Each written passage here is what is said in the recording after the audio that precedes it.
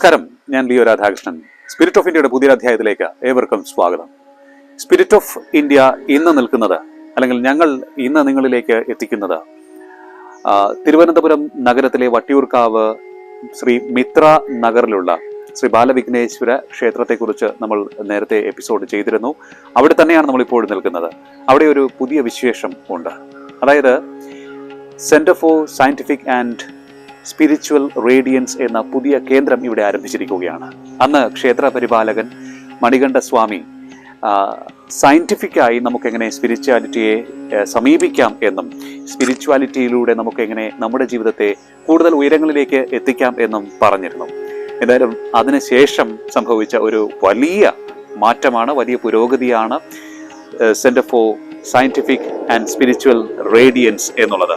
നമുക്ക് നോക്കാം, ഈ സെന്ററിന്റെ വിശേഷങ്ങളിലേക്ക് കടക്കാം.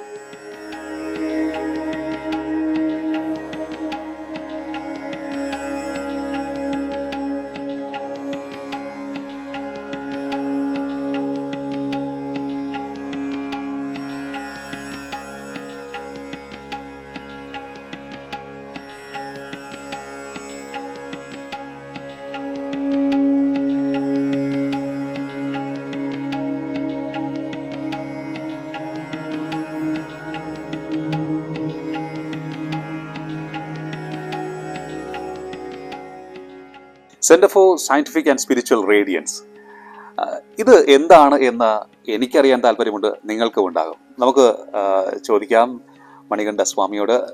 നമസ്തേ. നമസ്കാരം. നമ്മൾ ശ്രീ ബാലവിഘ്നേശ്വരനെ കുറിച്ചുള്ള എപ്പിസോഡ് ഒട്ടേറെ പേർ കണ്ട് നല്ല അഭിപ്രായം ഏറെ കിട്ടി. അന്ന് അങ്ങ് ഈ സെന്ററിനെ കുറിച്ചൊരു സൂചന നൽകിയിരുന്നു. സ്പിരിച്വാലിറ്റിയെയും നമ്മുടെ ജീവിതത്തെയും എങ്ങനെ ബന്ധിപ്പിക്കാൻ സാധിക്കും, അതിനൊരു സയന്റിഫിക് വശമുണ്ട് എന്നും അങ്ങ് പറഞ്ഞിരുന്നു. ഈ സെന്റർ എന്താണ് ഇതിലൂടെ അങ്ങ് ഉദ്ദേശിക്കുന്നത്?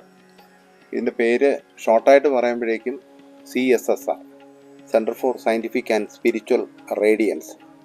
അപ്പോൾ സയൻറ്റിഫിക് എന്ന് പറയുമ്പോഴേക്കും ശാസ്ത്രീയമായി സ്പിരിച്വാലിറ്റിൻ്റെ ഒരു റേഡിയൻസ് തരുന്ന ഒരു സെൻറ്റർ. അപ്പം ഇന്ന് നമ്മൾ നേരിടുന്ന ഏറ്റവും വലിയ പ്രശ്നം സ്ട്രെസ് എന്ന് പറയുന്നൊരു സാധനമാണ്, ടെൻഷൻ. അപ്പം ഈ ടെൻഷൻ ഇല്ലാത്ത കുറേ ആൾക്കാരെ നമ്മൾ സങ്കല്പിച്ച് നോക്കി, ടെൻഷനേ ഇല്ല.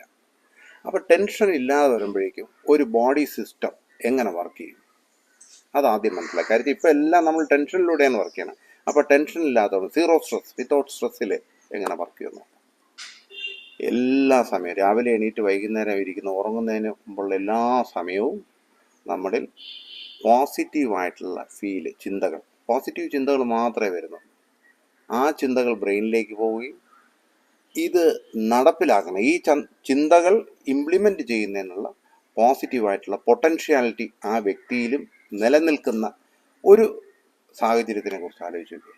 അങ്ങനെ ഒരു ഒട്ടനവധി ആൾക്കാർ നിൽക്കുകയാണെന്നുണ്ടെങ്കിൽ എല്ലാവർക്കും 120 വയസ്സ് വരെ ഒരു ബുദ്ധിമുട്ടും കൂടാതെ ജീവിച്ചു പോകും. ആ ലക്ഷ്യത്തോടുകൂടി നീങ്ങുക എന്നുള്ളതിൻ്റെ ഒരു തുടക്കമാണ് ഈ CSSR എന്ന് പറയുന്നത്. സ്ട്രെസ് എന്ന് പറയുമ്പോൾ, സമ്മർദ്ദം എന്ന് പറയുമ്പോൾ സാധാരണക്കാരെല്ലാവരും നേരിട്ടുകൊണ്ടിരിക്കുന്ന വലിയൊരു പ്രശ്നമാണെന്ന് എപ്പോഴും സദാസമയം കൊച്ചുകുട്ടികൾ പോലും ഇപ്പോൾ സ്ട്രെസ്സിന്റെ പിടിയിലാണ്. അപ്പോൾ സക്സസ്ഫുൾ ആയിട്ടുള്ള ആൾക്കാരുടെ കാര്യം എടുത്ത് നോക്കുമ്പോൾ ഈ നെഗറ്റീവ് തോട്ട്സ് ഒന്നും ഉണ്ടാകാറില്ല, പോസിറ്റീവ് തോട്ട്സ്. അങ്ങ് നേരത്തെ സൂചിപ്പിച്ച പോലെ പോസിറ്റീവ് തോട്ട്സ്. അപ്പോൾ ഈ പോസിറ്റീവ് തോട്ട്സും സ്ട്രെസ്സും ജീവിതത്തിലെ വിജയവും തമ്മിൽ ഇന്റർ റിലേറ്റഡ് ആണെന്ന് തോന്നുന്നു, അല്ലേ? തീർച്ചയായും. ഇപ്പം നേരത്തെ ലിയോ പറഞ്ഞതിനകത്ത് ഈ സക്സസീവായിട്ടുള്ള ആൾക്കാർ, അതായത് എല്ലാ മനുഷ്യജന്മത്തിനും അവന് നിയോഗം എന്ന് പറഞ്ഞിട്ടൊരു സംഭവമുണ്ട്. ഈ സക്സസീവായിട്ടുള്ള ആൾക്കാർ ഏതെങ്കിലും കാലഘട്ടത്തിൽ, ഏതെങ്കിലും സാഹചര്യത്തിൽ, ചിലപ്പം ഏതെങ്കിലും ഗുരുക്കന്മാരിലൂടെ, അല്ലെ മാതാപിതാ ഗുരു ദൈവം എന്ന് പറയുന്നതിലൂടെ, ഏതെങ്കിലും ശൃംഖലയിലൂടെ അവരുടെ ശരിയായ നിയോഗം മനസ്സിലാക്കി നിർണയിക്കപ്പെട്ട് അതിലൂടെ സഞ്ചരിച്ചു പോയതിൻ്റെ ഭാഗമായിട്ട്. അപ്പോൾ ഞാൻ നേരത്തെ പറഞ്ഞു നിർത്തിയ പോലെ നമ്മളൊരു 100 പേരെ എടുക്കുന്നു, അവർ ഈ 100 പേരുടെയും നിയോഗം എന്താണെന്ന് തുടക്കം മുതലേ നമുക്ക് മനസ്സിലാക്കുവാൻ കഴിഞ്ഞാൽ കൃത്യമായി ഇവരെ ലീഡ് ചെയ്ത് എല്ലാവരെയും അവരവരുടെ സക്സസ് ലൈനിലേക്ക് എത്താൻ പറ്റും, സ്ട്രെസ് ഇല്ലാതെ. പക്ഷെ അത് കണ്ടെത്തി കൊടുക്കണമെന്നുണ്ടെങ്കിൽ അവിടെ സ്ട്രെസ് കയറാൻ പാടില്ല. സ്ട്രെസ് എന്ന് പറയുമ്പോൾ നെഗറ്റീവായിട്ടുള്ള സാധനം, അത് മാറ്റിയെടുക്കണമെന്നുണ്ടെങ്കിൽ ഇത്തരത്തിലുള്ള ഒരു സംവിധാനത്തിലൂടെ വളരെ ഈസി ആയിട്ട് നടക്കും. നമ്മൾ വളരെയധികം തെളിയിക്കപ്പെട്ടിട്ടുള്ള കാര്യമാണ്. അപ്പം ഇനി കുട്ടികളിൽ തുടങ്ങുകയാണെന്നുണ്ടെങ്കിൽ ഏറ്റവും എളുപ്പമാണ്. ഉം, ഉം, ഉം. അതായത് ഒരു 4 വയസ്സ് ചൊട്ടയിലെ ശീലം ചുടല വരെ എന്ന് പറയുന്ന പോലെയാണ് അല്ലേ? 4 വയസ്സ് കഴിഞ്ഞിട്ടുള്ള കുട്ടികൾ അല്ലെങ്കിൽ കൊച്ചു കുട്ടികളിലോട്ട് ഇവിടെ കൊണ്ടുവന്ന് റേഡിയേറ്റ് ചെയ്ത് ഇപ്പം ഈശ്വരനാണ് അങ്ങനെയുള്ള ജാതിയുടെയും മതത്തിൻ്റെയും പേരത്തിൽ ഒരു വിവാദവും ഉണ്ടാക്കേണ്ട കാര്യമൊന്നുമില്ല. അവരെ ശരിയായ രീതിയിൽ അവരുടെ ലക്ഷ്യസ്ഥാനത്തേക്ക് എത്തിച്ചു കൊടുക്കുന്നതിനുള്ള ഒരു ശാസ്ത്രീയമായിട്ടുള്ള ഒരു സംവിധാനം മാത്രമാണ് ഇവിടെ ഒരുക്കിയിട്ടുള്ളത്. അപ്പോൾ ഇവിടെ വന്ന് ഞാൻ ആരോടും പ്രാർത്ഥിക്കാനും പറയുന്നില്ല, തൊഴാനും പറയുന്നില്ല, ഒന്നും ചെയ്യുന്നില്ല. നമ്മളിപ്പോൾ ഒരു ഇതിൻ്റെ ഒരു മിഷൻ ലോകത്ത് കണ്ടുപിടിച്ചു എന്ന് വെച്ചാൽ പോസിറ്റീവായിട്ടുള്ള എനർജി പ്രൊഡ്യൂസ് ചെയ്യുന്ന ഒരു, ഫോർ എക്സാമ്പിൾ അങ്ങനെ പറയുന്നതുകൊണ്ട് ഈശ്വരൻ എന്നുള്ള ഒരു തെറ്റുമില്ല, ഒരു മിഷൻ കണ്ടുപിടിച്ചു. അപ്പം ആ മിഷൻ്റെ ചുറ്റും വലയം വെച്ച് കഴിഞ്ഞാൽ അവനിലുള്ള നെഗറ്റീവായിട്ടുള്ള ജീന് മാറി പോസിറ്റീവായി അവൻ്റെ ബ്രെയിൻ എപ്പോഴും സെൻസിറ്റീവായിരിക്കും, പോസിറ്റീവായിരിക്കും. അങ്ങനെ കണ്ടുപിടിക്കപ്പെട്ട് കഴിഞ്ഞാൽ ഉള്ള അവസ്ഥ ആലോചിച്ച് കഴിഞ്ഞാൽ എല്ലാവർക്കും അവിടെ പോയി ഒരു പ്രാവശ്യം ഇങ്ങനെ അവർ പറയുന്ന സിസ്റ്റം ഫോളോ ചെയ്ത് കഴിഞ്ഞ് കഴിഞ്ഞാൽ സ്ട്രെസ് ഇല്ലാതെ പോകും. പക്ഷെ അത് ഇമ്പോസിബിൾ ആയിട്ടുള്ള ഒരു കാര്യമാണ്. ഇത് പ്രകൃതിയുമായി ഇൻ്റർലിങ്കാണ്. ഇത് നമ്മൾ ഈ പറയുന്ന ശിലയിലുള്ള വിഗ്രഹത്തിലേക്ക് ഈ പ്രകൃതിയിൽ നിന്നും ട്രാൻസ്ഫർ ചെയ്ത് പ്രവചിച്ചിരിക്കും. അതുകൊണ്ട് ആ ഒരു കാഴ്ചപ്പാട് സാധാരണ എല്ലാവരും കണ്ടാൽ മതി എന്നാണ് പറയുന്നത്. എന്തിനു വേണ്ടിയിട്ട്? എനിക്കിവിടെ ആളെ കൂട്ടുക എന്നുള്ള ലക്ഷ്യമില്ല. എത്രത്തോളം ആൾക്കാർക്ക് അവരുടെ നിയോഗം എന്താണെന്ന് മനസ്സിലാക്കി സ്ട്രെസ് ഫ്രീ ആയിട്ട് ഓരോരുത്തരുടെയും കർമ്മമണ്ഡലത്തിലേക്ക് എത്തി കർമ്മം പൂർത്തീകരിച്ച് കഴിഞ്ഞു കഴിഞ്ഞാൽ അത് മഹാപുണ്യമായി കരുതുന്ന ഒരു വ്യക്തിയാണ് ഞാൻ. നമ്മുടെ ലൈഫിൻ്റെ പല ഘട്ടങ്ങളിൽ സ്ട്രെസ് നമ്മളെ ബാധിക്കാറുണ്ട്. എങ്ങനെ, ഏതൊക്കെ മേഖലകളെയാണ് അത് ബാധിക്കുന്നതെന്ന് കൃത്യമായി മനസ്സിലാക്കാൻ സാധിച്ചിട്ടുണ്ട്? സ്ട്രെസ്സ് ശരിക്കും പറഞ്ഞു കഴിഞ്ഞാൽ ഒരു കുഞ്ഞ് ഭൂമിയിലേക്ക് ജന്മം എടുത്തു കഴിഞ്ഞാൽ ആ സമയം മുതൽ ഈ സ്ട്രെസ്സ് കയറും. ജന്മം എടുത്തു എന്നുള്ളതല്ല, വളരെ സയൻറ്റിഫിക്കായിട്ട് വളരെ ഡെപ്തിൽ പറയുകയാണെന്നുണ്ടെങ്കിൽ കൺസീവായ ആ കാലഘട്ടം മുതൽ വരുന്നു എന്നുള്ളത്. ഇതിൻ്റെ ഭാഗമായിട്ടാണ് ഒരാൾ പ്രഗ്നൻ്റ് ആയിരിക്കുന്ന സമയത്ത് അവർക്ക് നേരിടുന്ന ശാരീരികമായ അസ്വസ്ഥതകളും ബുദ്ധിമുട്ടുകൾ, അമ്മയിലുണ്ടാകുന്ന സ്ട്രെസ്സും ആ സ്ട്രെസ് കുഞ്ഞിലേക്ക് പോവുകയും ഇതെല്ലാം സയന്റിഫിക്കലി റിലേറ്റഡ് ആണ്. അപ്പൊ അതുകൊണ്ടാണ് അമ്മ എപ്പോഴും ആക്റ്റീവ് ആയിരിക്കണം, നല്ല പാട്ട് കേൾക്കണം, നല്ല സംസാരം, നല്ല ചിന്ത, പീസ് ഓഫ് മൈൻഡോടുകൂടി അമ്മ ഇരിക്കത്തിൽ പൊക്കിൾ കൂടി ബന്ധം കിടക്കുന്നത് കൊണ്ട് അമ്മ പീസ് ഓഫ് മൈൻഡ്.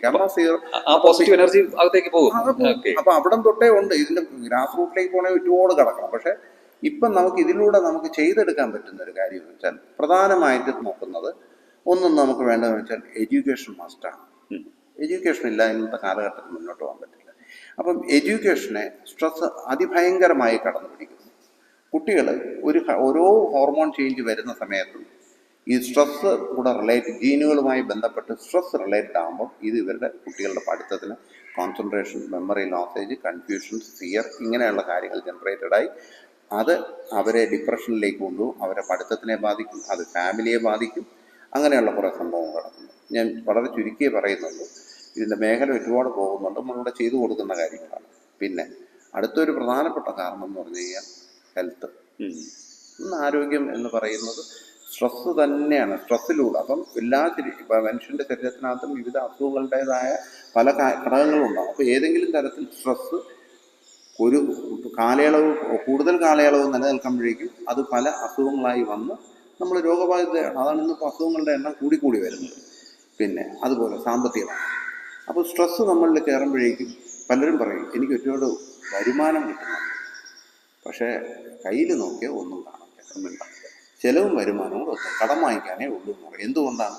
അവിടെയും അവന് സ്ട്രെസ്സ് കൺട്രോൾഡ് ആണെന്നുണ്ടെങ്കിൽ അവൻ്റെ ബ്രെയിൻ എപ്പോഴും സെൻസിറ്റീവായി പോസിറ്റീവായിരിക്കും. അപ്പം അവന് എന്ത് ചിലവാക്കണം എന്ത് ചിലവാക്കണ്ട എന്നുള്ളത് അവൻ്റെ ബ്രെയിൻ പ്രോപ്പറായി അവൻ്റെ കമാൻഡ് ചെയ്ത് അവന് ലീഡ് ചെയ്യാൻ പറ്റും അവൻ്റെ ഫാമിലി. അപ്പോൾ സാമ്പത്തിക പ്രശ്നത്തിനും ഉണ്ടാകുന്നതിന് കാരണം സ്ട്രെസ്സ് തന്നെ. അപകടങ്ങളുണ്ടാകും. എന്തുകൊണ്ട് അപകടങ്ങളുണ്ടാകുന്നു? ലാക്ക് ഓഫ് കോൺസെൻട്രേഷൻ, പ്രോപ്പറായിട്ടുള്ള കോൺസെൻട്രേഷൻ. സ്ട്രെസ്സ് വരുമ്പോഴേക്കും കോൺസെൻട്രേഷൻ ഇല്ല. കാര്യത്തിൽ ഇങ്ങനെ ചിന്തകളെന്ന് പറയണം ഈ കടലിലെ തിരമാലകൾ പോലെ ഇരച്ചു കയറണമെന്ന. അത് കയറുമ്പോഴേക്കും ഈ ഇങ്ങനെ വളരെ ആർട്ടിഫിഷ്യലി വണ്ടി ഓടിക്കുന്നു എന്നുള്ള സ്ട്രെസ്സ് പോകും. പിന്നെ ഇന്ന് നമുക്ക് നേരിടുന്ന വലിയൊരു പ്രശ്നമാണ് നമ്മുടെ ഈ കുട്ടികളുടെ ലഹരിയുമായി ബന്ധപ്പെട്ടുള്ള ഒരുപാട് പ്രോഗ്രാമും മറ്റ് കാര്യങ്ങളൊക്കെ നടത്തുന്നുണ്ട്. കുട്ടികളുടെ ലഹരിയിൽ നിന്ന് സേനാക്കുന്നതിന് വേണ്ടിയിട്ടുള്ള സെമിനാറും കാര്യങ്ങളൊക്കെ. പക്ഷേ ഞാൻ ഇവിടെ വരുന്നവരോട് ഞാനൊന്ന് സോഷ്യൽ മീഡിയയിൽ വരിക ഇതുമായി ബന്ധപ്പെട്ട അഭിപ്രായം പറഞ്ഞിട്ടുള്ള വ്യക്തിയല്ല. ഇവിടെ ഒരുപാട് കുട്ടികളെ കൊണ്ടുവരാറുണ്ട്. അപ്പോഴല്ല ഞാൻ സാധാരണ പറയാറുള്ളത്, ആദ്യം നമ്മൾ മനസ്സിലാക്കേണ്ടത് എന്തുകൊണ്ട് ഒരു കുട്ടിക്ക് ഇത് ഉപയോഗിക്കണം എന്നുള്ള തോന്നൽ വരും. തോന്നലുകളാണ് മനുഷ്യനെ അടുത്ത മുന്നോട്ട് തരും. അപ്പം അതിൻ്റെ കാരണം കണ്ടെത്തി ആ ഗ്രാസ് റൂട്ട് കട്ട് ചെയ്യാൻ ശ്രമിച്ചാൽ, അപ്പോൾ അതിൻ്റെ ഗ്രാസ് റൂട്ടിലേക്ക് അന്വേഷണം പോകുമ്പോഴേക്കും നേരെ പാരൻസിലേക്ക് തന്നെയായിരിക്കും പോകുന്നത്, വേറെ എവിടെയായിരിക്കില്ല പോകുന്നത്. അപ്പം അവരുടെ സാഹചര്യങ്ങളാണ് അവരെ ഇതിലേക്ക് ഈ പാർട്ടി ലൈഫിലേക്ക് കൊണ്ടുപോകുന്നത്. അത് കട്ട് ചെയ്ത് കഴിഞ്ഞ് കഴിഞ്ഞാൽ ഇവരെ നമുക്ക് ഈ ലഹരി നിന്നും വളരെ ഈസി ആയിട്ട്, അതായത് സ്ട്രെസ് റിലീസായി കഴിഞ്ഞ് കഴിഞ്ഞാൽ അവർക്ക് ഈ ബ്രെയിൻ ഒരിക്കലും അവന് ഇത് സാധനം വേണമെന്ന് പറയില്ല. പറഞ്ഞാലേ നമുക്ക് പിന്നെ ആ ടെൻഡൻസി കിട്ടില്ല. അപ്പം അതുപോലെ തന്നെ നമ്മുടെ ഇന്നത്തെ നടക്കുന്ന ഓരോ വിഷയങ്ങളും, ഓരോ പ്രശ്നങ്ങൾ ഉണ്ടാക്കുന്നതിൻ്റെ എല്ലാം അടിസ്ഥാന കാരണം എന്ന് വെച്ച് കഴിഞ്ഞാൽ സ്ട്രെസ് വരുമ്പോഴേക്കും ഒരാൾ പറയുന്നത് മറ്റൊരാൾക്ക് ഉൾക്കൊള്ളാൻ പറ്റില്ല. ഇയാൾ പറയുന്ന ഇപ്പുറത്ത് ഞാൻ പറയുന്നത് തന്നെയാണ് ശരിയെന്ന് പറയും. അപ്പോൾ രണ്ടുപേരും പറയുന്നത് ശരി, മിക്കവാറും രണ്ടുപേരും പറയുന്നത് ശരിയായിരിക്കില്ല. അപ്പം നെഗറ്റീവും കൂടെ കയറി അടിക്കുമ്പോഴേക്കും കൂടുതൽ പ്രശ്നത്തിലേക്ക് പോകും. അപ്പം സ്ട്രെസ് കൺട്രോൾ ചെയ്ത് കഴിഞ്ഞാൽ നമുക്ക് ഒരു 99% പ്രശ്നങ്ങൾ പരിഹരിച്ച് ശാന്തിയും സമാധാനമായിട്ട് മുന്നോട്ട് കൊണ്ടുപോകാൻ പറ്റും. അവിടെ ജാതിയില്ല, മതമില്ല, പണ്ഡിതനോ പാമരനോ ധനികനോ ദരിദ്രനോ ഒന്നുമില്ല. എല്ലാം പ്രകൃതിക്ക് കീഴിൽ വരുന്ന ഒരൊറ്റ കാര്യം. സർവ്വ ആരോഗ്യത്തോടും സർവ്വ ഐശ്വര്യത്തോടും കൂടി ശരിയായ രീതിയിൽ എൻ്റെ കർമ്മം പൂർത്തീകരിക്കുവാൻ എൻ്റെ 7 തലമുറക്കാരുടെ അനുഗ്രഹം ഉണ്ടാകണമേ. ഇവിടുത്തെ പ്രതിഷ്ഠയ്ക്ക് വളരെയേറെ പ്രത്യേകതകളുണ്ട്. ഇപ്പോൾ ഞാൻ പറഞ്ഞ ഈ പ്രാർത്ഥനയ്ക്കും വലിയ പ്രാധാന്യമാണുള്ളത്. അതിനെ പ്രതിനിധീകരിക്കുന്ന 7 തലമുറയെ പ്രതിനിധീകരിക്കുന്ന പ്രതിഷ്ഠയുമുണ്ട് എന്നാണ് നമുക്ക് ഇവിടെ കാണുമ്പോൾ മനസ്സിലാക്കാൻ കഴിയുന്നത്, ഞാൻ കേട്ടത്. അതിൻ്റെ കൂടുതൽ വിവരങ്ങൾ എന്തൊക്കെയാണ് എന്ന് നമുക്ക് സ്വാമിയോട് ചോദിക്കാം. ഈ 7 തലമുറയെ പ്രതിനിധീകരിക്കുന്ന പ്രതിഷ്ഠയാണ് ഇതെന്നാണ് അറിയുന്നത്.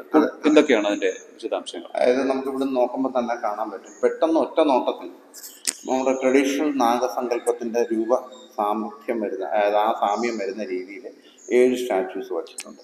പക്ഷേ ഇത് നാഗസങ്കല്പവുമായി യാതൊരു ബന്ധമുള്ള കാര്യമല്ല.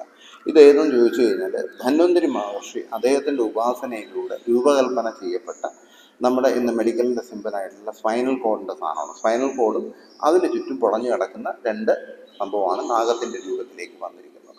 അപ്പം 7 തലമുറയെ സങ്കല്പിക്കുന്നതാണ് ഈ വരുന്നത്. അപ്പം 7 തലമുറ 7 തലമുറയുടെ ഗ്രേസ് ഉണ്ടെങ്കിൽ മാത്രമേ ഭൂമിയിൽ ജീവിച്ചിരിക്കുന്ന ഒരു വ്യക്തിക്ക് അവൻ്റെ ശരിയായ കർമ്മം എന്താണെന്ന് മനസ്സിലാക്കുവാനും അതിലൂടെ അവൻ്റെ കർമ്മം പോസിറ്റീവായി അത് പൂർത്തീകരിക്കുവാനും കഴിയും.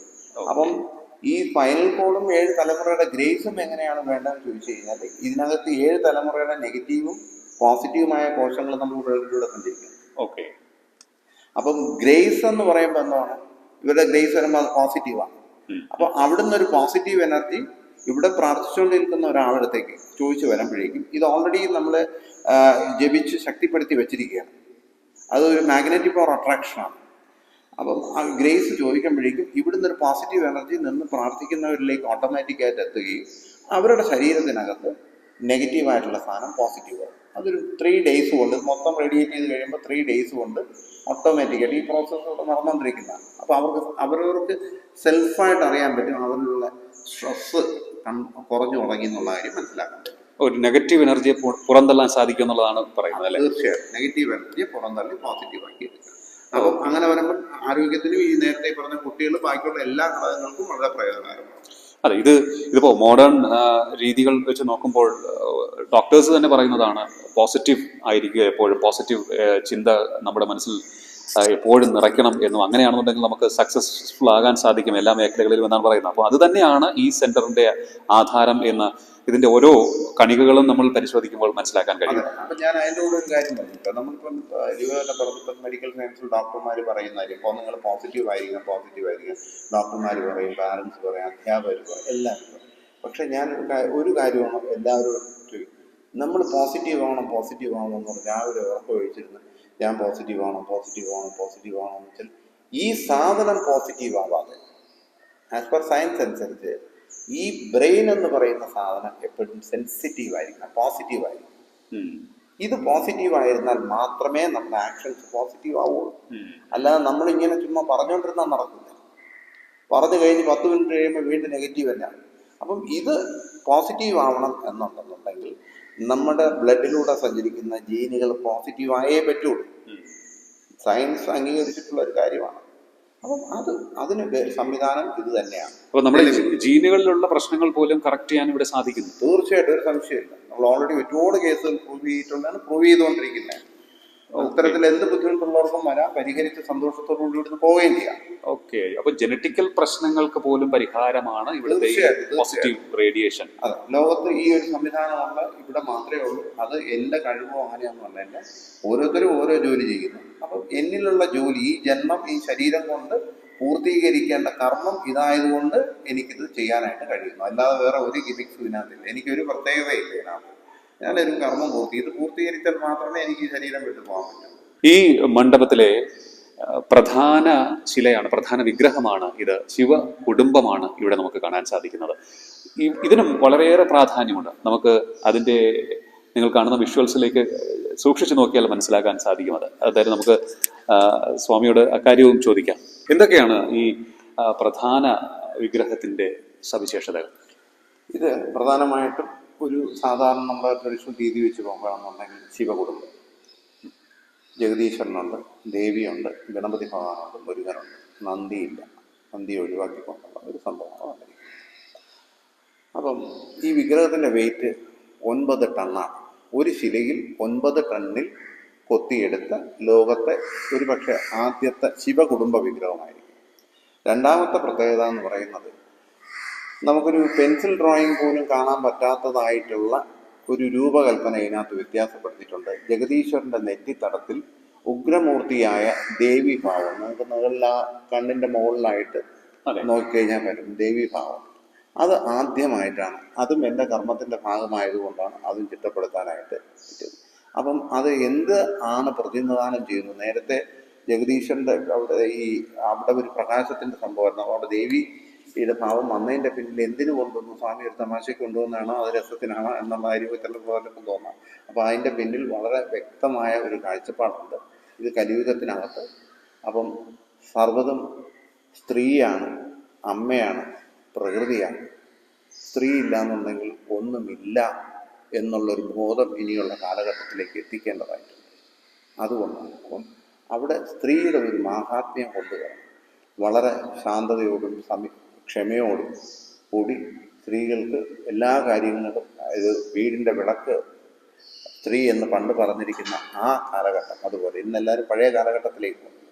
അതുപോലെ ഓരോ സ്ത്രീക്കും ഓരോ കുടുംബത്തിൻ്റെ വിളക്കായി നിൽക്കാൻ കഴിയട്ടെ എന്നുള്ള വളരെ ശാസ്ത്രീയമായ ഒരു സന്ദേശം തന്നെയാണ് ഈ വിഗ്രഹത്തിലൂടെ കൊണ്ടെത്തിച്ചത്. CSSR എന്ന ഈ സെന്റർ പേര് വളരെ അത്യന്താധുനികം തന്നെയാണ്. പക്ഷേ ശില ആരാധന, അതിനെക്കുറിച്ചൊക്കെ വിമർശനം ചിലപ്പോൾ ഉയർന്നേക്കാം. ഈ ശിലയിൽ എങ്ങനെ പവർ വരുന്നു? ആ പവറാണല്ലോ റേഡിയേഷൻ അല്ലെങ്കിൽ റേഡിയൻ്റ് നമ്മളിലേക്ക് പ്രവഹിക്കേണ്ടത്, ഇവിടെ വരുന്നവരിലേക്ക് പ്രവഹിക്കേണ്ടത്. അപ്പോൾ ശിലാരാധനയും പൂജയും ഒക്കെ ഇപ്പോഴും വിമർശിക്കപ്പെടുന്നുണ്ട്.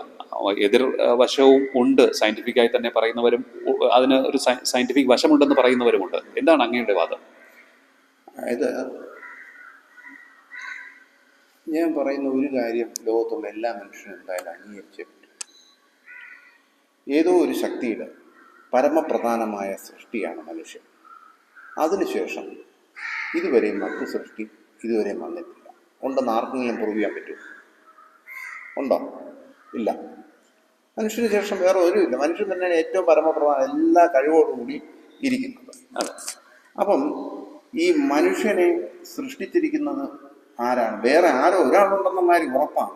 അതാണ് ഇവിടെ തർക്ക വിഷയം. ആ സാധനം, എന്തോ ഒരു സാധനം ശരീരത്തിൽ ഇരിക്കുമ്പോൾ ചലിക്കാതെ വിട്ടു പോകുമ്പോൾ തീർന്നു. അപ്പൊ ആരോ ഒരാൾ ഇതിന്റെ പിന്നിലുണ്ട്. ആ വ്യക്തി ആരാണ്? അത് ഏത് ജാതിക്കാരൻ, ഏത് മതസ്ഥൻ, അയാൾക്ക് വേണ്ടിയിട്ട് ഏത് പൂജ നടത്തണം, ഏത് വഴിപാട് നടത്തണം, അങ്ങനെ ചെയ്യണം, ഇങ്ങനെ ചെയ്യണം, ഇതാണ് ഇവിടുത്തെ. എന്തായാലും ഒരാളുണ്ടെന്ന് എന്തായാലും ഒരു നോർമൽ പേഴ്സണാലിറ്റി അംഗീകരിച്ചേ പറ്റൂ. നമ്പർ 1. നമ്പർ 2 എന്ന് പറയുന്നത്, ഈ പറയുന്ന XOR Y എന്ന് പറയുന്നത്, ഞാൻ ആ ഭാഷ തന്നെ ഉപയോഗിക്കാം.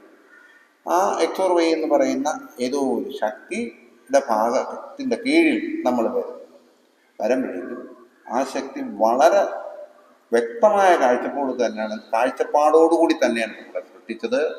നമുക്ക് ഭൂമിയിൽ മറ്റ് ജീവികളെ പോലെ സർട്ടൻ പീരീഡ്, നമുക്ക് വന്നിരിക്കുന്ന ലൈഫ് ടൈം 120 വർഷം, 120 വയസ്സ് വരെ ജീവിച്ചു പോകേണ്ട എല്ലാ കാര്യങ്ങളും ഈ പ്രകൃതിയിലുണ്ടോ ഇല്ലയോ? സമ്മതിച്ചേ പറ്റൂ. പ്രകൃതിയിൽ തന്നെയാണ് ഈ സാധനങ്ങൾ മുഴുവൻ കംപ്ലീറ്റ് സാധനങ്ങൾ. വർഷങ്ങൾക്ക് മുമ്പുള്ള പ്രകൃതി, ഇന്നത്തെ പ്രകൃതി, 3. ഇത് ഓരോരുത്തർക്കും കാണുന്ന ഓരോരുത്തർക്കും കണ്ടതല്ല. അപ്പോഴ് ഇന്ന് നമുക്ക് പ്രകൃതിയിൽ നിന്നും വേണ്ട സാധനങ്ങൾ യഥാവിധി കിട്ടാതെ പോകും. എന്തുകൊണ്ട് കിട്ടാതെ പോകും? അതിനെല്ലാം കാരണക്കാർ നമ്മൾ തന്നെയാണ്. വളരെ ആഴത്തിൽ ഓരോരുത്തരും ചിന്തിച്ചു കഴിഞ്ഞാൽ നമുക്ക് നമ്മുടേതായ ആഗ്രഹങ്ങൾ പൂർത്തീകരിക്കുന്നതിന് വേണ്ടി നമ്മൾ നടപ്പിലാക്കിയ പല സംഭവങ്ങളുടെയും ഭാഗമായിട്ടാണ് പ്രകൃതിയിൽ നിന്നും പലതും കിട്ടേണ്ട കാര്യങ്ങളൊന്നും കിട്ടാതെ വരുന്നുണ്ട്. അപ്പം അതിനു വേണ്ടിയിട്ട് എൻ്റെ നേരത്തെ പറഞ്ഞ പോലെ എൻ്റെ കർമ്മത്തിൻ്റെ ഭാഗം ഇതായതുകൊണ്ട് ശില എന്ന് പറയുന്നത്, ശില പ്രകൃതിയുടെ ഭാഗമാണ്, എന്നും നിലനിൽക്കുന്നു. പാറ വളരുന്ന സംഭവം പോലെയുണ്ട്. പാറകൾ സംസാരിക്കും. വളരെ ഡെപ്തിലുള്ള സയൻറ്റിസ്റ്റുമാർക്ക് വളരെ ഭംഗിയായിട്ടറിയാം ശിലകൾക്ക് സംസാരിക്കാനുള്ള മാഗ്നറ്റിക് പവർ അട്രാക്ഷൻ വരെയുണ്ട്. സംസാരിക്കാനായിട്ട് പറ്റും. ചെടികൾക്ക് സംസാരിക്കാനായിട്ട് പറ്റും. സംസാരം എന്ന് വെച്ചാൽ ശബ്ദം പുറത്തു വിടുക എന്നുള്ളത് കമ്മ്യൂണിക്കേഷൻ ബിറ്റ്വീൻ 2 പേഴ്സണാലിറ്റീസ് എന്നുള്ളതാണ്. Magnetic power attraction between 2 personalities, അതിനുള്ള വളരെ ഡെപ്തിലുള്ള സയൻറ്റിസ്റ്റുകൾക്ക് അറിയാൻ പറ്റും. അപ്പോൾ അങ്ങനെ ശില ഈ രൂപത്തിൽ നമ്മൾ രൂപകൽപ്പന ചെയ്തതിന് ശേഷം 7 ദിവസം ഞാൻ ഇവിടെ ഭഗവാൻ എന്നെ ഇവിടെ ഇരുത്തി ജപിച്ച് ജപമന്ത്രത്തിലൂടെ പ്രകൃതിയിൽ നിന്നും ഈ ശക്തി ട്രാൻസ്ഫർ ചെയ്ത് ഈ ശിലയിലാക്കി ട്രാൻസ്ഫർ ചെയ്ത് വെച്ചിരിക്കുകയാണ്. ഇനി ഒരു പ്രളയം വന്ന് ഈ ഭൂമി നശിച്ചു പോയാൽ മാത്രമേ ഇത് പോകൂ. അതുവരെ ഒരു നെഗറ്റിവിറ്റിക്കും ഈ പോസിറ്റിവിറ്റിയെ മാറ്റാൻ പറ്റില്ല. ഇതിൻ്റെ അടുത്ത് വരുമ്പോൾ തന്നെ ഓട്ടോമാറ്റിക്കായിട്ട് കട്ടായി പോകും. വേറെ എന്ത് സാധനം ചൂടോളം എടുത്ത് ഒഴിച്ചാലും, ഇനി കരിവേല് വാരി എടുത്ത് ഒഴിച്ചിരുന്നാലും ഇതിനകത്തുള്ള പോസിറ്റിവിറ്റി കുറച്ച് കഴിയുമ്പോൾ ഓട്ടോമാറ്റിക്കായിട്ട് വെളിയിൽ വന്നു. അത് ആ സംവിധാനമാണ് ഉണ്ടായിരിക്കുന്നത്. അത് ഞാൻ വേണ്ടി പറയുന്നത് എൻ്റെ കർമ്മത്തിൻ്റെ ഭാഗമായി ഇരിക്കുന്നത്. അത് എല്ലാവർക്കും സമസ്ത ലോകർക്കും പ്രയോജനം വരട്ടെ. നാളത്തെ കാലഘട്ടത്തിൽ ഇത് വളരെയധികം പ്രയോജനം ചെയ്യും നാളത്തെ തലമുറയ്ക്ക്. അപ്പോൾ ഈ പോസിറ്റിവിറ്റി, അതുപോലെ തന്നെ ഈ പോസിറ്റീവ് എനർജിയുടെ റേഡിയേഷനും ഒക്കെ തന്നെ സാധ്യമാക്കുന്നതിന് വേണ്ടിയാണ് ഇവിടുത്തെ പൂജകളും ഒക്കെ നടക്കുന്നത്, അല്ലെ? എല്ലായിടത്തും അങ്ങനെ തന്നെയാണ്. അതാണ് നമ്മൾ മനസ്സിലാക്കേണ്ട ഒരു കാര്യം. മറ്റൊന്ന്, ഇവിടെ ഈ അങ്ങ് സർവ ജാതി മതസ്ഥർക്കും ആ ഒരു പോസിറ്റീവ് എനർജി വേണം, അവരുടെ ആരാധന നല്ല രീതിയിൽ മുന്നോട്ട് കൊണ്ടുപോകണം എന്നും വിശ്വസിക്കുന്നുണ്ട്. തീർച്ചയായിട്ടും. ഇവിടെ ഞാൻ കേട്ടിട്ടുള്ള മറ്റൊരു കാര്യം എന്ന് പറയുന്നത്, ആരാധനയ്ക്ക് അങ്ങനെ ജാതിയുടെയും മതത്തിന്റെയും യാതൊരു അതിർവരമ്പുകളും ഇല്ല. ആർക്ക് വേണമെങ്കിലും വരാം. ഇപ്പോ നേരത്തെ ബാലവിഘ്നേശ്വര പ്രതിഷ്ഠ മാത്രം ഉണ്ടായിരുന്ന സമയത്തും വന്നിരുന്നു. വെള്ളിയാഴ്ചകളിൽ അവർക്ക് നിസ്കാരത്തിനുള്ള അവസരം പോലും ഉണ്ടായിരുന്നു. അത് തന്നെയാണ് അങ്ങ് വിശ്വസിക്കുന്ന അടിസ്ഥാനപരമായിട്ടുള്ള കാര്യവും, മനുഷ്യനെ മനുഷ്യനായി കാണുക, അല്ലേ? തീർച്ചയായിട്ടും. മറ്റ് ജീവജാലങ്ങൾക്ക് അവർക്ക് അങ്ങോട്ടും ഇങ്ങോട്ടും തിരിച്ചറിയാൻ പറ്റുമെന്നുണ്ടെങ്കിൽ നമ്മൾ പരസ്പരം തിരിച്ചറിയാനായിട്ട് കഴിയണം. അത് തന്നെയാണ് അടിസ്ഥാനത്തൊട്ട്. അപ്പം ആ തിരിച്ചറിവ് വരണമെന്നുണ്ടെങ്കിൽ 2 ജാതിയും 2 മതവും എന്ത് സംഭവം ആയിക്കോട്ടെ, 2 ഭാഷ, 2 പേര് വന്നിരിക്കണം, അവർക്ക് അങ്ങോട്ടും ഇങ്ങോട്ടും ഭാഷയെ അറിഞ്ഞൂടാന്ന് വെച്ചു. ഇത് തെളിയിക്കുന്നതിന് വേണ്ടി, മറ്റുള്ളവർക്ക് മനസ്സിലാക്കുന്നതിന് വേണ്ടി 2 ഭാഷക്കാരൻ 2 പേർക്കും അവരുടെ ഭാഷകൾ തമ്മിൽ തിരിച്ചറിഞ്ഞു. ഈ 2 പേരിലെയും സ്ട്രെസ് 0 സ്ട്രെസ് ആണെന്നുണ്ടെങ്കിൽ അവർ എത്രയോ കാലമായി അടുത്ത് പരിചയപ്പെട്ട് വളരെ സ്നേഹസമ്പന്നരാണ് എന്നുള്ള രീതിയിൽ തന്നെയായിരിക്കും അവർ പെരുമാറുന്നത്. അല്ല വിചിത്ര ജീവികളാണെന്ന് 2 പേരും ഒരിക്കലും സംസാരിക്കില്ല. അത് വേണമെന്നുണ്ടെങ്കിൽ ഞാൻ തെളിയിച്ചു തരാം. സാധാരണ ക്ഷേത്രങ്ങളിൽ കാണപ്പെടുന്നതിനേക്കാളും വലിയ ഒരു പിൻവിളക്കാണല്ലോ. എന്താണ് ഇതിനും പ്രത്യേകത എന്തെങ്കിലും? തീർച്ചയായിട്ടും. അതായത് ഈ പിൻവിളക്കിന് അതിൻ്റെ സർക്കിൾ എന്ന് പറഞ്ഞാൽ 7 അടി സർക്കിളാണ് വരുന്നത്. അപ്പം ഇതിൻ്റെ സങ്കല്പം എന്താണെന്ന് പറഞ്ഞു, നമ്മൾ കുറച്ചു മുമ്പ് സംസാരിച്ചപ്പോഴേക്കും ഈ എല്ലാവരെയും സൃഷ്ടിച്ചതിൻ്റെ പേരിൽ ഈശ്വരനെ കുറിച്ച് നമുക്ക് നേരത്തെ വിവാഹത്തിൻ്റെ കാര്യം, ആരോ ഒരാളുണ്ട് എന്നുള്ള കാര്യം എല്ലാവർക്കും ഒരു ശക്തി, ഒരു എനർജി. ഈ എനർജി എവിടെയാണ് ഇരിക്കുന്നത്? അത് ഇന്ന് സയൻസ് ഒരുപക്ഷെ കണ്ടെത്തിക്കൊണ്ടിരിക്കുന്ന ഒരു സംഭവമായിരിക്കാം. ഞാനിപ്പോൾ ചെയ്തുകൊണ്ടിരിക്കുന്ന ജോലിയുടെ ഭാഗമായി ഒരുപക്ഷെ എനിക്ക് അതിലേക്ക് എത്തിച്ചേർന്ന് നിൽക്കുന്നത് കൊണ്ടായിരിക്കാം ഈ സർവീസ് ബാക്കിയുള്ളവർക്ക് വേണ്ടി ചെയ്തു കൊടുക്കാൻ പറ്റും. അപ്പം ആ കണ്ടെത്തലിൻ്റെ ഭാഗമായിട്ട് മാത്രം ഞാനിവിടെ പറയുന്നു, സൂര്യന് പിറകിലായിട്ട് ഇരിക്കുന്ന ഒരു ശക്തിയുണ്ട്. ആ ശക്തിയാണ് എല്ലാം അവിടുന്നാണ്, അതിൻ്റെ കൺട്രോളിലാണ് വരുന്നത്. തിരിച്ചു പോകുന്നതും അവിടെ തന്നെയാണ്. അപ്പം നമ്മൾ എർത്തിലൊരു കണക്ഷൻ, ഒരു ഡിസ്കണക്ഷൻ, വീണ്ടും പോകുന്നു, വീണ്ടും പുനർജന്മം, ഇങ്ങനെ ഒരു സൈക്ലിംഗ് നടന്നുകൊണ്ടിരിക്കും. അതിൻ്റെ ഭാഗമായിട്ടാണ് ഈ പിൻവിളക്ക് സങ്കല്പിച്ച് പ്രവർത്തിക്കുന്നത്. ഓക്കെ, അവിടെ എന്തെങ്കിലും പ്രത്യേകിച്ച് പ്രാർത്ഥന അങ്ങനെ ഇല്ല? പ്രത്യേകിച്ച് ഒരു പ്രാർത്ഥനയില്ല. പ്രാർത്ഥന നമ്മൾ നേരത്തെ ഇവിടെ ഈ പറഞ്ഞിരിക്കുന്ന രീതിയിൽ നിങ്ങളിവിടെ വന്ന് വലിയ ബഹളം വെച്ച് മന്ത്രമൊന്നും ചൊല്ലാനായിട്ടൊന്നും ഞാൻ പറയുന്നില്ല. അതൊന്നും വേണ്ട. ചൊല്ലണമെന്നുള്ളവർക്ക് ചൊല്ലാം, ചൊല്ലണ്ടെന്നുള്ളവർക്ക് ചൊല്ലണ്ട. നമ്മുടെ ഒരു വ്യക്തി വന്ന് അവരുടെ അവരുടെ തലമുറക്കാർ, പണ്ട് അച്ഛൻ അമ്മ അതിൻ്റെ പിറകിലോട്ടുള്ള ആൾക്കാരുടെ അനുഗ്രഹം വേണം. ഞാൻ എൻ്റെ ശരിയായ കർമ്മം എന്താണെന്നുള്ള കാര്യം മനസ്സിലാക്കി, അതായത് ഞാൻ ശരിയായ രീതിയിൽ എന്ത് ജോലിയാണ് മുന്നോട്ട് ചെയ്യേണ്ടതെന്നും അതെന്താണെന്ന് പരിപൂർണമായും എന്നെ ബോധ്യപ്പെടുത്തി അത് ശരിയായ പാതയിലൂടെ സഞ്ചരിച്ച് ശാന്തിയും സമാധാനത്തോടു കൂടി എനിക്കിത് പൂർത്തീകരിക്കാനുള്ള അനുഗ്രഹം തരണം എന്ന് പറഞ്ഞുകൊണ്ട് 3 പ്രാവശ്യം വലച്ചു തൊഴുന്നു. അത് തന്നെയാണ് ഏറ്റവും വലിയ പ്രാർത്ഥന, അത് തന്നെയാണ് ഏറ്റവും വലിയ മന്ത്രജപം, അത് തന്നെയാണ് ഏറ്റവും വലിയ വഴിപാട്. നമ്മളിപ്പോൾ സ്ട്രെസ്സിനെ കുറിച്ചാണ് കൂടുതൽ സംസാരിച്ചത്. അതെ. എല്ലാവരുടെ ജീവിതത്തിലും അവർ നേരിട്ടുകൊണ്ടിരിക്കുന്ന പ്രശ്നവും അതാണ്. പക്ഷേ ഈ സ്ട്രെസ്സിൻ്റെ ഉറവിടം, ഇപ്പം ഈ പല കാര്യങ്ങളും ഡോക്ടർമാർ പറയുന്നത് നിങ്ങൾ ഇന്നത് രീതിയിൽ പോയി കഴിഞ്ഞാൽ സ്ട്രെസ് ഉണ്ടാകും, സ്ട്രെസ്സോ അല്ലെങ്കിൽ ടെൻഷൻ അടിക്കരുത് എന്ന് പറയുന്നു എന്നുള്ളതല്ലാതെ എന്തുകൊണ്ട് സ്ട്രെസ് അല്ലെങ്കിൽ എവിടെ നിന്ന് സ്ട്രെസ് വരുന്നു എന്നുള്ളത് സംബന്ധിച്ച് അതിൻ്റെ ഒരു ഉറവിടത്തെക്കുറിച്ച് ആരും ഇതുവരെ പറയുന്നില്ല. ഡോക്ടേഴ്സിനൊന്നും പറയാൻ സാധിക്കുന്നില്ല. കാരണം നമ്മളിപ്പോൾ നേരെ ചൊവ്വേ ജീവിച്ചു പോകുന്ന ഒരു കുടുംബത്തിൽ പെട്ടെന്ന് സ്ട്രെസ് വരുന്നു, എല്ലാം താറുമാറാക്കുന്നു എന്ന് ഉള്ളതാണ് നമ്മൾ കണ്ടുകൊണ്ടിരിക്കുന്നത്. പക്ഷേ ഫ്രം വെയർ അത് സംബന്ധിച്ചുള്ള അതെ, എന്താണ് അത് സംബന്ധിച്ച് അങ്ങേക്ക് എന്തെങ്കിലും ഇതുവരെ കണ്ടെത്താൻ സാധിച്ചിട്ടുണ്ടോ? അതിൻ്റെ ശരിയായ പഠനം ഞാൻ പൂർത്തീകരണം എത്തിയിട്ടില്ല, എങ്കിലും ഇതുവരെ വന്നെത്തി നിൽക്കുന്ന ഘട്ടം ഞാൻ പറയാം. അത് നമുക്കൊരു ആനിമേറ്റഡ് സാധനത്തിലൂടെ മാത്രമേ ആൾക്കാരിലേക്ക് എത്തിച്ച് മനസ്സിലാക്കി കൊടുക്കാനായിട്ട് പറ്റുള്ളൂ. അത് വരും കാലങ്ങളിൽ എന്തായാലും എത്തിക്കാൻ കഴിയും എന്നുള്ളതാണ് എൻ്റെ വിശ്വാസം. അതിന് ഞാനിപ്പം മനസ്സിലാവുന്ന രീതിയിൽ പറഞ്ഞുതരാം. ഒരു മനുഷ്യൻ ഭൂമിയിലേക്ക് ജന്മമെടുക്കുന്നത് ഒരു ആത്മാവ് അതിൻ്റെ ആഗ്രഹം പൂർത്തീകരിക്കുന്നതിനേക്ക് വേണ്ടി ഒരു മനുഷ്യ ശരീരം ഏറ്റെടുക്കുന്നു. ഒന്നും കൂടെ പറയാം. ആത്മാവിന് രൂപമില്ല. അപ്പം ആത്മാവിന് ഒരാഗ്രഹം പൂർത്തീകരിക്കണം. ആഗ്രഹം പൂർത്തീകരിക്കുന്നതിന് നേരത്തെ നമ്മൾ സംസാരിച്ച് നിർത്തിയ ഒരു ശക്തി എന്ന് പറയുന്നു. ആ ശക്തിയിലെടുത്ത് പറഞ്ഞ് ഇതെല്ലാം ഇൻവിസിബിൾ ആയിട്ടുള്ള എനർജീസ് ആയിട്ട് പറഞ്ഞ് ഒരു ശരീരം ഭൂമിയിൽ കൊടുക്കുകയാണ്. ഒരു ശരീരം ഏറ്റെടുത്ത് ആ ശരീരത്തിലൂടെ ഭൂമിയിൽ പോയി ഈ കർമ്മം പൂർത്തീകരിക്കും. അപ്പം ശരിക്കും പറഞ്ഞാൽ ആത്മാവിന് വേണ്ടിയാണ് ഈ ശരീരം ഏറ്റെടുക്കുന്നത്. ആത്മാവ് ഉള്ളതിനെ കുറിച്ച് പോലും ഈ ശരീരം പലപ്പോഴും അവയർനെസ് കാണില്ല. അപ്പം ആത്മാവിനെ സോളായിട്ട് നിർത്തുക, ശരീരത്തിനെ നമുക്ക് ഞാൻ എന്ന് നമ്മൾ എപ്പോഴും പറയും. അതിനെ നമുക്ക് സ്പിരിറ്റായിട്ട് സങ്കല്പിക്കാം.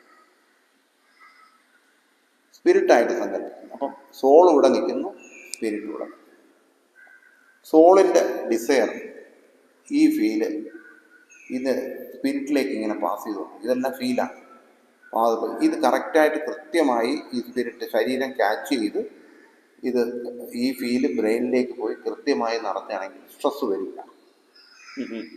അതിനെ നിയോഗം എന്ന് പറയും. പണ്ടത്തെ തലവരാന്നൊക്കെയുള്ള കുറേ സംഭവങ്ങളിലേക്ക് പോകും. അതൊന്നും ഞാൻ നേരത്തെ പറഞ്ഞ ഒരു ആനിമേറ്റഡ് സാധനത്തിലൂടെ കാണിക്കാൻ. പക്ഷെ അത് നമുക്കൊന്നും ചെയ്യാനില്ല എന്നുള്ളതാണല്ലോ. അല്ല, അവിടെയാണ് ഈ ആത്മീയതയുടെ ആവശ്യം, ആരാധനാലയങ്ങളുടെ ആവശ്യം എന്തിനാണ് വരുന്നതെന്ന് ചോദിച്ചു കഴിഞ്ഞാൽ, ഈ പറയുന്ന ശക്തി ഏകശക്തി വിവിധ രൂപങ്ങളിൽ വിവിധ ജാതിയിലും മതത്തിലുമാണ് ഇരിക്കുന്നത്. അപ്പം ഇതിനെല്ലാം ഏക ലക്ഷ്യം എന്ന് പറയുന്നത് എന്താണ്? മനുഷ്യന്റെ നന്മയാണെന്ന് പറയുന്നില്ല. എല്ലാ മതസ്ഥരും എല്ലാ മതപണ്ഡിതന്മാരും പറയുന്നതാണ് മനുഷ്യ നന്മ മാത്രമേ നമ്മൾ ആഗ്രഹിക്കുന്നുള്ളൂ.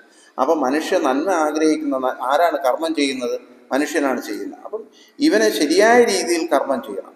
അപ്പം ശരിയായ രീതിയിൽ കർമ്മം ചെയ്യണം എന്നുണ്ടെങ്കിൽ ഇതിനവർക്ക് ഈ സോള് കൊടുക്കുന്ന ഫീല് കൃത്യമായി സ്പിരിറ്റിലേക്ക് പോകണം. പക്ഷേ ഈ സോളിനും സ്പിരിറ്റിനും ഇടയ്ക്ക് ഒരു സംഭവം നിൽപ്പുണ്ട്, ഒരു ഗ്യാപ്പ്.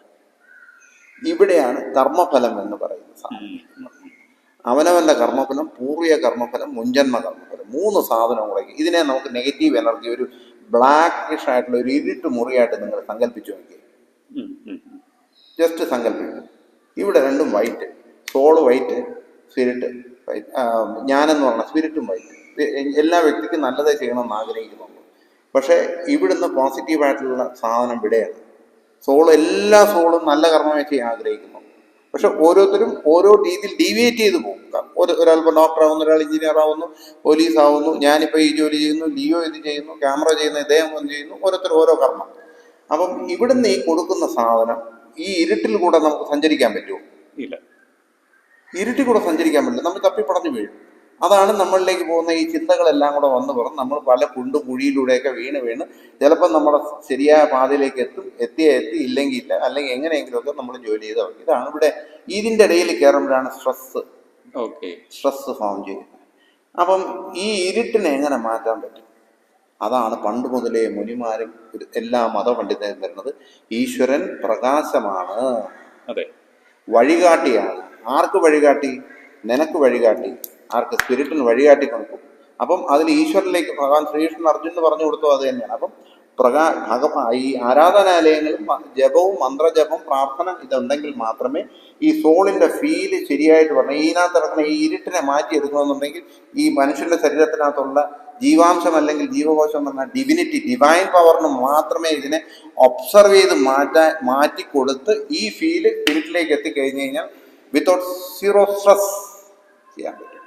പക്ഷേ ഇനി എന്ത് കണ്ടുപിടുത്തം നടത്തിയിരുന്നാൽ പോലും ഞാൻ ഈ പറഞ്ഞ ഈ ഇരുട്ട് മാറ്റാനായിട്ട് അവനവൻ്റെ ശരീരത്തിൽ കുടികൊള്ളുന്ന ഈശ്വരീയ ചൈതന്യത്തിനല്ലാതെ മറ്റ് ഒരു സംഭവത്തിനോ, ഒരു മിഷണറീസിനോ അല്ലെങ്കിൽ ഒരു സംഭവത്തിനോ കണ്ടെത്താൻ കഴിയില്ല എന്നുള്ള കാര്യം ഉറച്ച വിശ്വാസം. ഓം ശ്രീ മാനവിഘ്നേശ്വര മഹാഗണപതിയെ നമഃ. മനുഷ്യൻ പിടികിട്ടാത്ത പല ചോദ്യങ്ങളും മുന്നിലേക്ക് വെക്കുന്നുണ്ട്. നമ്മുടെ സ്പിരിച്വാലിറ്റി ആണെങ്കിലും നമ്മുടെ മനസ്സിൻ്റെ അടിസ്ഥാനമാണെങ്കിൽ തന്നെയും ചിന്താരീതിയാണെങ്കിൽ തന്നെയും ഒക്കെ തന്നെ അത്തരത്തിൽ ഉള്ള ഇതുവരെ പിടിതരാത്ത ഒട്ടേറെ കാര്യങ്ങൾ നമുക്ക് മുന്നിലേക്ക് വെക്കുന്നുണ്ട്. അതിൻ്റെ ഉത്തരം തേടി ആധുനിക ശാസ്ത്രജ്ഞന്മാർ പോലും പരക്കം പായുകയാണ്. അവർ ഇന്ന് സമ്മതിക്കുന്ന ഒരു കാര്യമുണ്ട്. തുറന്ന് പകൽ വെളിച്ചത്തിൽ അവർ സമ്മതിക്കില്ല എങ്കിൽ പോലും അവരുടെ ഉള്ളിൻ്റെ ഉള്ളിലൂടെ അല്ലെങ്കിൽ പരോക്ഷമായി പല വേദികളിലുമൊക്കെ തന്നെ അവർ സമ്മതിച്ച ഒരു കാര്യമുണ്ട്. അതിൻ്റെയൊക്കെ തന്നെ ഉത്തരം ഭാരതത്തിലുണ്ട് എന്ന്. നമ്മുടെ പരമ്പരാഗതമായ പല രീതികളിലും സമ്പ്രദായങ്ങളിലും നമ്മുടെ ആയുർവേദത്തിലും ഒക്കെ തന്നെ അതിൻ്റെ ഉത്തരം ഒളിഞ്ഞു കിടപ്പുണ്ട് എന്ന്. നമ്മുടെ സ്പിരിച്വാലിറ്റിയിൽ അതിൻ്റെ ഉത്തരം കൃത്യമായി ഉണ്ട് എന്ന്. അപ്പോൾ അതുമായി ബന്ധപ്പെട്ടുള്ള പഠനങ്ങൾ പാശ്ചാത്യ രാജ്യങ്ങളിൽ വളരെ വേഗത്തിൽ മുന്നോട്ട് പോയിക്കൊണ്ടും ഇരിക്കുകയാണ്. പക്ഷേ അങ്ങോട്ടൊന്നും തന്നെ പോകേണ്ടതില്ല. എൻ്റെ നാടായ തിരുവനന്തപുരത്ത്, അവിടെ വട്ടിയൂർക്കാവിൽ ശ്രീ ബാലവിഘ്നേശ്വര ക്ഷേത്രത്തിൽ ആരംഭിച്ചിരിക്കുന്ന ഈ പുതിയ കേന്ദ്രത്തിലും അതേ പഠനം തന്നെയാണ് നടക്കുന്നത്. ശാസ്ത്രീയമായി നമ്മുടെ മനസ്സിൻ്റെ പ്രശ്നങ്ങളൊക്കെ കണ്ടെത്തി അത് പരിഹരിച്ച് നമ്മുടെ ജീവിതം വിജയത്തിലേക്ക് നയിക്കുവാനുള്ള ശ്രമമാണ് ശ്രീ മണികണ്ഠ സ്വാമികൾ ഇവിടെ ചെയ്തുകൊണ്ടിരിക്കുന്നത്. എന്തായാലും ഇനിയും ഏറെ പഠനങ്ങളും ഗവേഷണങ്ങളും ഒക്കെ തന്നെ ഈ കേന്ദ്രത്തിനെ ആധാരമാക്കിക്കൊണ്ട് നടക്കുമെന്നുള്ള കാര്യത്തിൽ യാതൊരു സംശയവുമില്ല. നമസ്തേ.